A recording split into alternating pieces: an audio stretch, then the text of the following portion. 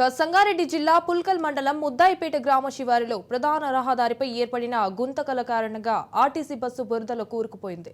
సంగారెడ్డి నుండి పోచారం వైపు వెళ్తున్న ఆర్టీసీ బస్సు బురద కారణంగా ఒక్కసారిగా రోడ్డు పక్కకు ఒరిగిపోయింది. డ్రైవర్ అప్రమత్తంగా వ్యవహరించడంతో ప్రమాదం తప్పింది.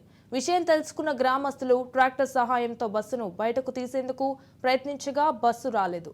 దీంతో ప్రయాణికులు నిరాశతో కాలినడకన ఆయా గ్రామాలకు చేరుకున్నారు. గుంతలమాయంగా మారిన రోడ్డుపై వెళ్లాలంటే తీవ్ర ఇబ్బందులు ఎదుర్కొంటున్నామని, చిన్నపాటి వర్షానికి బురద సమయంగా మారడంతో ప్రయాణించాలంటే భయపడాల్సి వస్తుందని గ్రామస్తులు వాపోయారు.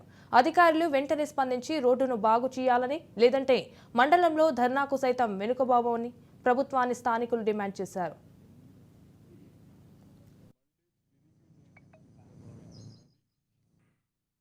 ఇగో బస్సు దిగబడ్డది, రోడ్లు బాగలేక ఇక బస్సులున్న పబ్లిక్ చాలా ఎంతమంది దిగి పోచారం దాకా నడుచుకుంటూ పోయారు. పోచారం పిల్లలు ఎట్లా వస్తారు, స్కూల్ పిల్లలు ఎట్లా అవుతుంది.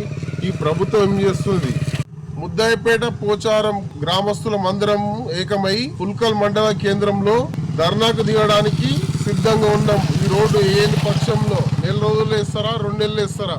మాకు సమయం ఇవ్వండి, మీరు సమయం తీసుకొని వేయండి. లేని ఏడల మేము ధర్నాకి దిగుతాం. పోచారం అండ్ ముద్దాయిపేట 2 గ్రామాల ప్రజలు రోడ్డు బాగలేదు కాబట్టి ఆడ ధర్నాకి దిగుతాం. అంబేద్కర్ విగ్రహం దగ్గర మేము ధర్నా చేస్తాం గట్టిగా.